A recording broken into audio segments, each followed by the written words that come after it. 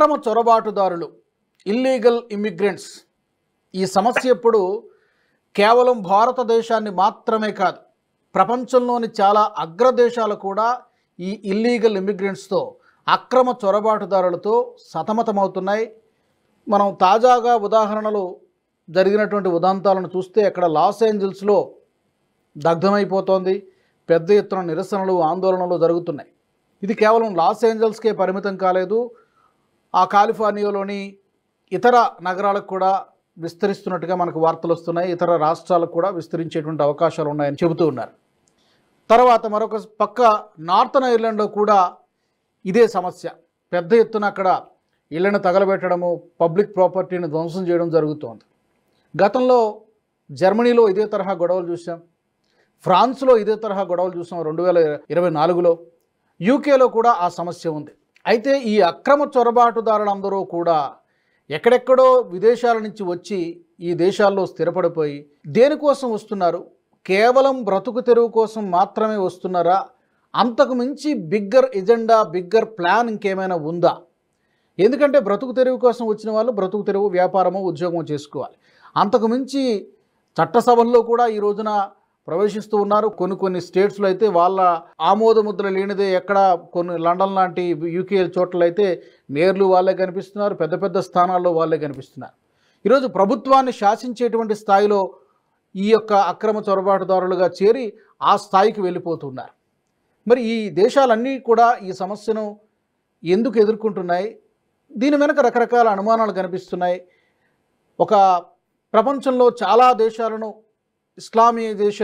ఇస్లామీకరణ, లేకపోతే ఇస్లామిక్ స్టేట్గా మార్చేటువంటి ప్రయత్నం ఏమైనా ఉందా అనేటువంటి అనుమానాలు అయితే కలుగుతున్నాయి.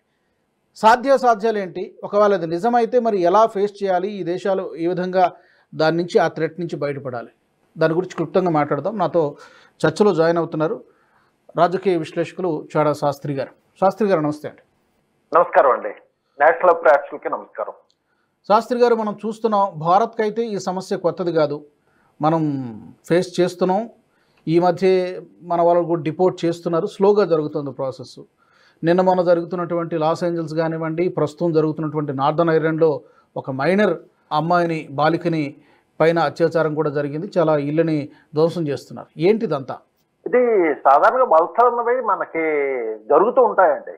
ఎందుకంటే ఉపాధికి అవకాశాలు వెతుక్కుంటూ వలసలు వెళ్ళడం అన్నది ఎప్పటి నుంచో సంవత్సరాలు బట్టి జరుగుతూ వస్తుంది.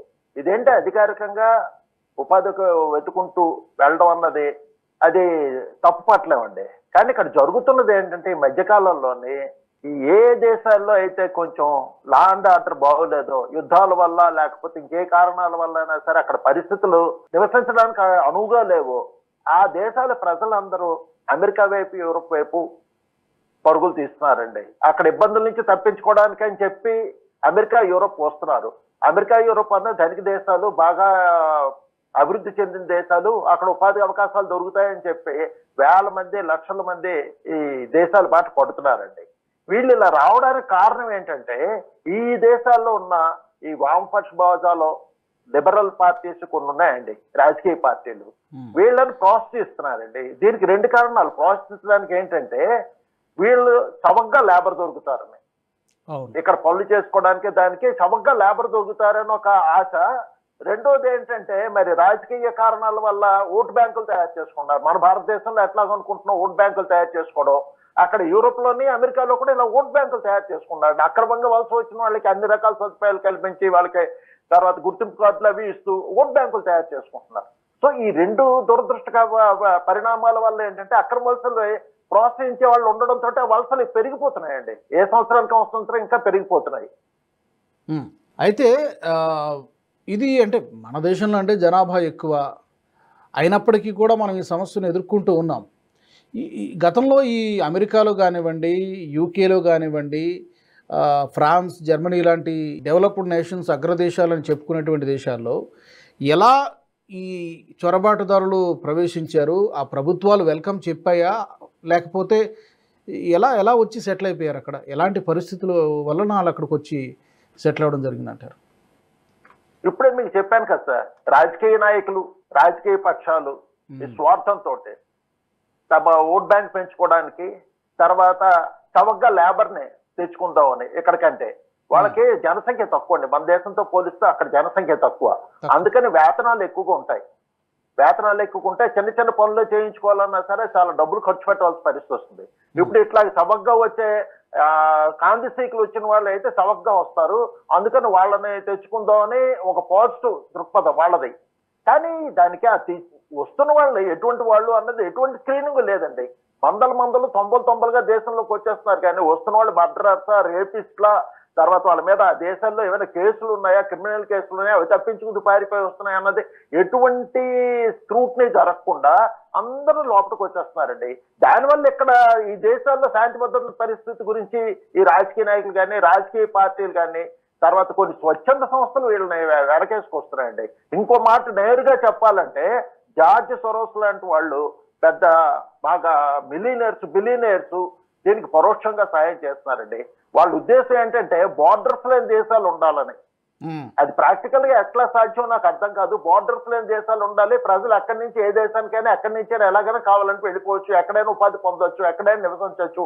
ఇది ప్రాక్టికల్ గా ఎంత దాకా సాధ్యం అన్నది తెలియటం లేదండి. కానీ వామపక్ష భావజాలం, ఉదార భావజాలం ఉన్న ఈ పారిశ్రామికవేత్తలు, బిలియనర్స్ ఇటువంటి వాళ్ళని పరోక్షంగా ప్రోత్సహిస్తున్నారండి. బోల్డ్ నిధులు అనేది ఖర్చు పెడుతున్నారండి. ఈ ఎన్జిఓల ద్వారా, వాటి ద్వారా ఈ అక్రమదారులకి మద్దతు చేసే ఎన్జిఓలు చాలా ఉన్నాయండి. ఒక అమెరికాలోనే రమారు 1 డజన్ దాకా పెద్ద పెద్ద సంస్థలు పనిచేస్తున్నాయండి అక్రమదారులతో మద్దతుగా. సో ఇవన్నీ కలిపి మీకు పెద్ద ప్రాబ్లం అయిపోయిందండి ఈ దేశాలకి. ఇవేవి వీళ్ళెవరు కూడా శాంతి భద్రతలు అప్పటికే దేశాల్లో ఉంటున్న సాధారణ ప్రజలుగా శాంతి భద్రతలు కానీ, వాళ్ళ ఉద్యోగ అవకాశాల గురించి, వాళ్ళ బతుకు తెరువు గురించి ఆలోచించకుండా పైనుంచి వచ్చే వాళ్ళ గురించి ఆలోచించడంతో ఈ సమస్య ముదిరిపోతుండదు రోజు రోజుకి. అవును, అల్లకల్లోలం సృష్టిస్తున్నారు కదా. మీరు వెళ్ళిపోండి, ఇది మా దేశం అనేటువంటి పరిస్థితికి వచ్చింది. ఇక్కడ మేము స్థానికులం, మీరు నాన్ లోకల్ అనేటువంటి పరిస్థితికి వచ్చింది. జర్మనీలో కొద్ది రోజుల కిందట ఇలాగే ఒకడు వేగంగా కారుతో దూసుకొచ్చేసి జనం మీదకి ఎక్కిచ్చేసాడు. అలాగే ఫ్రాన్స్లో పెద్ద ఎత్తున అల్లర్లు మనం చూసాం. అంటే మీరు అన్నట్టుగా ఈ జార్జ్ సోరోస్ లాంటి అతనికి ఏదో ఓపెన్ సొసైటీ ఫౌండేషన్ ఒకటి ఉంది, ఇలాంటి సంస్థలు చాలా ఉన్నాయి. కానీ మీరు చెప్పిన దాన్ని బట్టి వాళ్ళ లక్ష్యం సరిహద్దులు లేని ఈ దేశాలంటే ప్రపంచం అల్లకల్లోలం అయిపోతుంది కదా, సమన్యాయం అని అనుకోవచ్చు. అంటే దీనికి ఇంకొక అంటే యాక్చువల్ గా దీనికి ఇంకో కారణం కూడా మనం చెప్పుకోవచ్చు అండి. ఇప్పుడు ఈ అమెరికా గత 20 సంవత్సరాల్లోనే 25 సంవత్సరాల్లోనే యుద్ధాలు జరుగుతున్న తర్వాత ఆ ప్రాంతాలన్నింటిలో ముస్లిం జనాభా ఎక్కువగా ఉన్న ప్రాంతాల్లో జరుగుతున్నాయండి. సో అక్కడి నుంచి అక్రమ వలసలు కూడా ఈ ముస్లిం జనాభావే ఇటుపక్క వస్తున్నారండి. యూరోప్ గానీ, అమెరికా గానీ ఎక్కువ శాతంలో వస్తున్నారు. ఎక్కడ అంటే ఫర్ ఎగ్జాంపుల్ ఉపాధి